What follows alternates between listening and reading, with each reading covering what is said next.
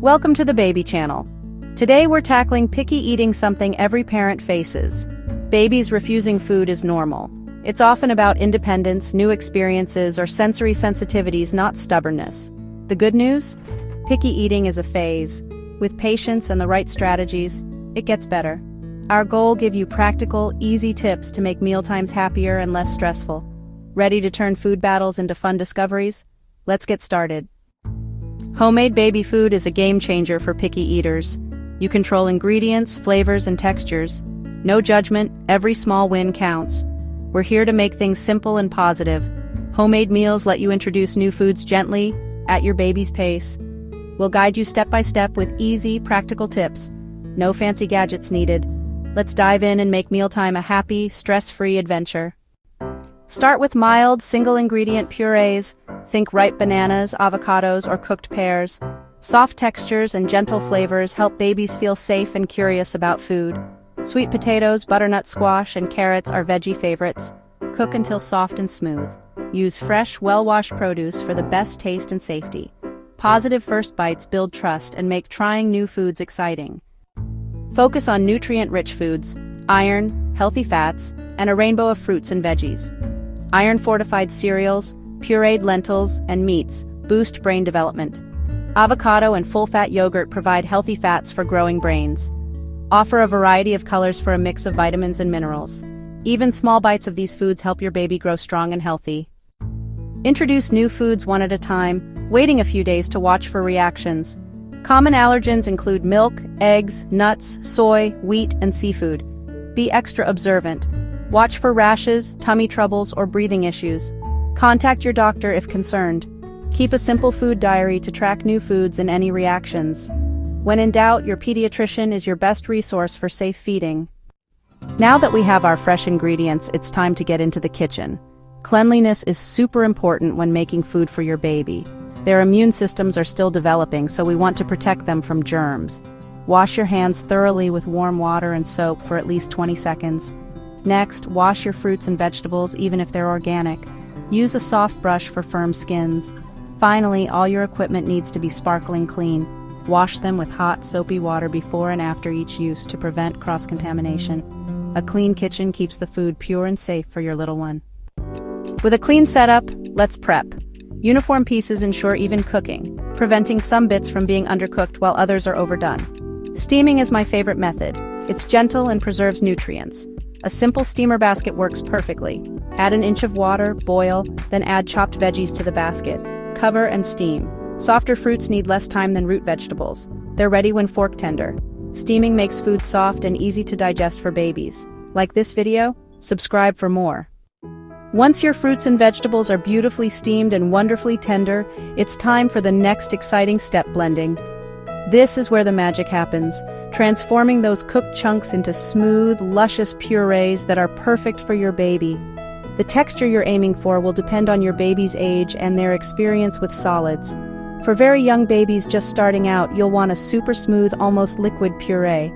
As they get older and more accustomed to eating, you can gradually make the purees thicker and even introduce some soft lumps. There are a few different tools you can use for blending. A standard countertop blender works fantastically for larger batches. If you have a high-speed blender, it will give you incredibly smooth results. An immersion blender is great for smaller quantities, or for blending directly in the pot you cooked in. Fewer dishes, yay. And for very small amounts or super soft foods like avocado or banana, even a simple fork can do the trick. The key is to choose the tool that gives you the texture your baby prefers. To get that perfect, silky smooth puree, you might need to add a little bit of liquid. You can use the leftover steaming water, which contains those retained nutrients. Breast milk or formula are also excellent choices, as they add familiar taste and extra nutrition. Start by adding just a tablespoon or two of liquid, then blend. Check the consistency and add more liquid, a little at a time, until you reach that perfect, easy-to-swallow texture. As your baby gets more confident with eating, you can start to make the purees less pureed.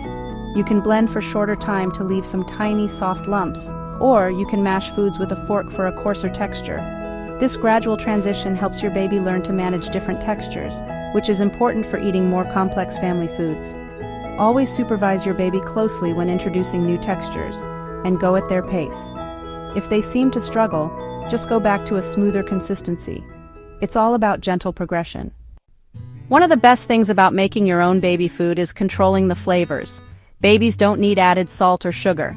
Let the natural deliciousness of fresh ingredients shine through. Steaming preserves natural flavor. The leftover steaming liquid is like gold. Use it to thin out purees, enhancing the taste and nutrition. Making baby food in batches saves time.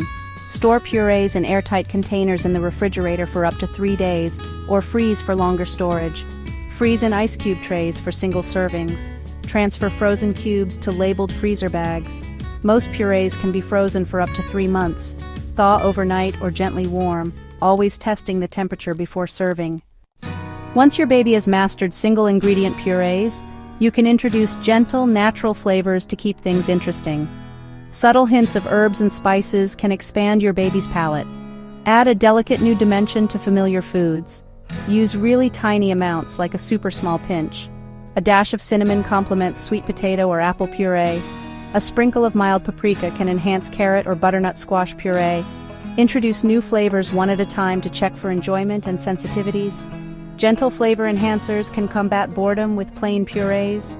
Choose pure, good-quality herbs and spices, avoiding additives. Let's explore a clever trick, the art of the swirl. Combine a familiar food with a tiny amount of something new.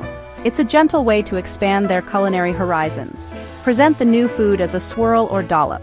For example, swirl a little pureed spinach into sweet potato. Start with a small proportion of the new food. As your baby gets comfortable, gradually increase the amount. Watch your baby's cues and don't push it if they resist. Patience and positive association are key. Once your baby is happily eating smooth purees, you might start thinking about introducing more textures. This is a really important step in their food journey. Gradually moving beyond perfectly smooth purees helps your baby develop the oral motor skills they need for chewing and managing different types of food. It also plays a big role in preventing texture aversions later on. Little ones who are only exposed to smooth foods for too long can sometimes find it tricky to accept lumps or more textured meals as they get older. So, these texture adventures are both fun and developmentally crucial for your growing foodie. So, when is the right time to start? Most babies are ready to explore slightly thicker or lumpier textures around 7 to 9 months, but always go by your own baby's readiness cues. Are they showing more interest in what you're eating? Are they managing thicker purees well without gagging excessively? A little gagging is normal as they learn, but it shouldn't be distressing. You can start by simply blending their usual purees for a slightly shorter time, leaving some very small, soft lumps. Or you can mash soft foods like ripe avocado, banana, or well-cooked sweet potato with a fork instead of using a blender. Some wonderful first foods for texture exploration include very soft cooked vegetables that you can mash lightly like carrots, peas, or zucchini. You can also try offering tiny pieces of very soft fruits like a ripe peach or melon if your pediatrician approves. Well-cooked, finely minced pasta or soft grains like quinoa or couscous mixed into a familiar puree can also be a great way to introduce new textures. The key is to ensure that any lumps or pieces are tiny, very soft, and easy for your baby to manage, to minimize any choking risk. Always supervise your baby closely during mealtimes, especially when introducing new textures. Remember, this transition should be gradual and led by your baby. Some little ones embrace new textures right away, while others might need a bit more time, and that's perfectly okay. If your baby seems hesitant or spits out the lumpier food, don't be discouraged. You can go back to smoother purees for a few days and then try again. Sometimes offering a slightly textured food alongside a favorite smooth puree can help. The goal is to make this a positive experience, encouraging them to explore with their mouth and learn how to handle different food consistencies. It's all part of them becoming a confident little eater. As your baby becomes more experienced with different individual flavors and textures, you can start to get even more creative by combining a few ingredients to make their very own mini dishes. This is where making homemade baby food gets really fun, as you can start to introduce more complex yet still simple flavor profiles. We're not talking about complicated recipes, but rather thoughtful pairings of 2 or 3 ingredients that complement each other beautifully. This helps to further expand their palate and introduces them to the idea of mixed meals, just like the rest of the family enjoys. It's a gentle step towards table foods. Think about combinations that naturally taste good together.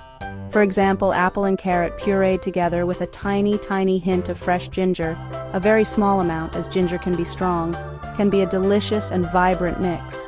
Another lovely combination is chicken, cooked and finely pureed, of course, mixed with sweet potato and a touch of dried thyme. For a plant-based option, lentils cooked with carrots and a very mild pinch of cumin can be both nutritious and tasty. These combinations introduce new layers of flavor in a balanced way, making mealtime more exciting for your little adventurer. When you're creating these combinations, continue to follow the rule of introducing any truly new ingredients one at a time, especially if there are allergy concerns. So, if your baby has had apples and carrots separately, combining them is fine. But if you're adding ginger for the first time, treat ginger as the new food for a few days within that familiar apple and carrot base. This way, you can still easily pinpoint any sensitivities. Keep the combination simple at first, 2 or 3 ingredients are plenty. You want your baby to be able to distinguish and appreciate the different tastes. This is a wonderful opportunity to let your own culinary creativity shine, always keeping your baby's preferences and safety in mind. Pay attention to what your baby enjoys. Maybe they love fruity combinations, or perhaps they prefer more savory blends. Don't be afraid to experiment a little, always remembering to keep the flavors natural and avoid added salt or sugar. These simple homemade dishes are not only nutritious, but also help your baby develop a more sophisticated palate, setting them up for a lifetime of enjoying a wide variety of healthy foods. It's truly rewarding to see them discover and enjoy these new taste sensations you've lovingly prepared. Welcome back! Let's dive into smart serving tricks that can make a huge difference, especially with picky eaters. How food looks influences whether your baby will try it. Play with colors and shapes. Babies love vibrant colors. Use baby-safe cookie cutters for fun shapes. Use fun, child-friendly dishware. Choose bright colors or cute animal characters. Don't overwhelm your baby with too much food. Start with small portions. You can always offer more. Find the sweet spot between exciting and simple for your little one. When and how you offer food is crucial. Timing is everything. Establish a regular routine. Offer food when your baby shows early hunger signs, but not when overly tired. Minimize distractions. Turn off the television. Put away phones. Have your baby eat when others are eating. Seeing family enjoy meals can be powerful. If they see you enjoying your food, they may try theirs. Keep mealtime short, around 15 to 20 minutes. If your baby isn't interested, end the meal calmly. Keep it positive. Let's discuss creating successful mealtimes, especially with picky eaters. Staying positive, patient, and relaxed makes a difference. Avoid pressuring, bribing, or punishing your baby to eat. Foster a healthy relationship with food through a calm environment.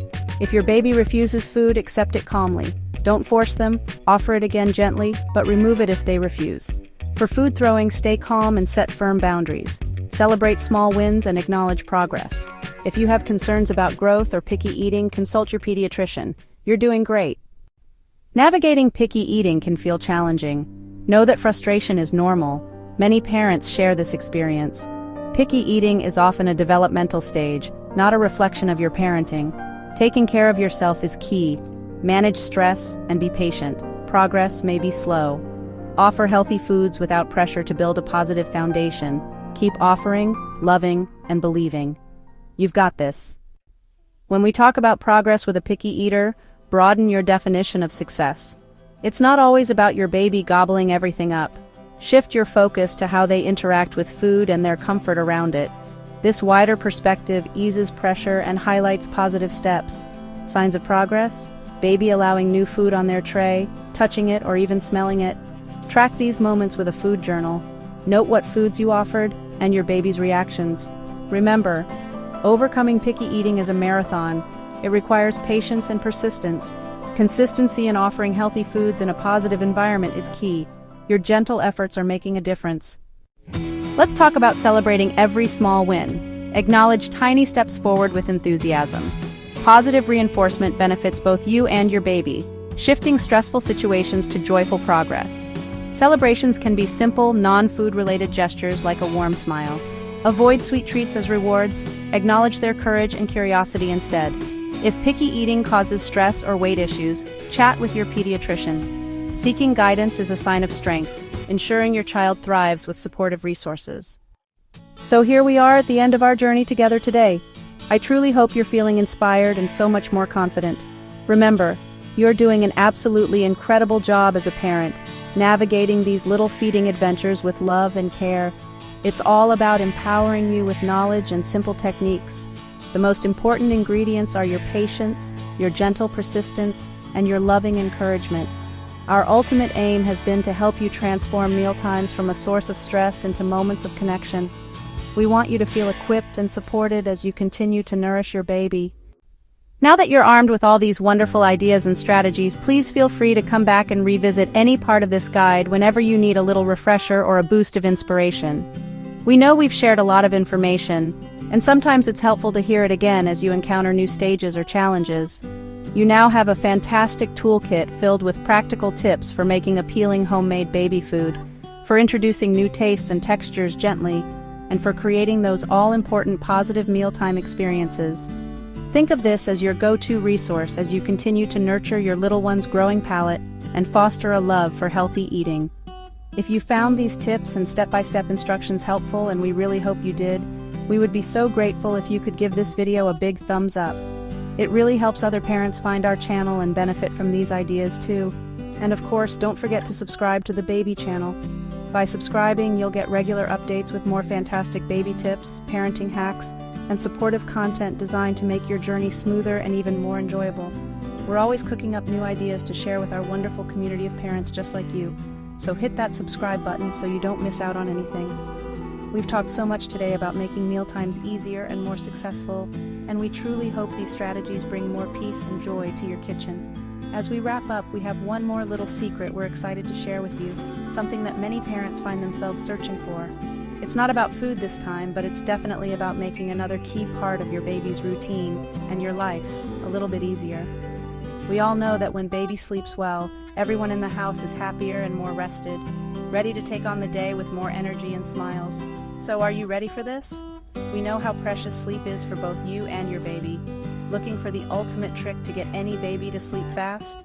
We've got something really special that we think you'll absolutely love, a game changer for those tricky bedtimes or nap times. Don't miss out on learning this incredibly effective technique. Click the link in the description below for more details. Thank you so much for joining us today on the Baby Channel. We wish you happy cooking and happy parenting.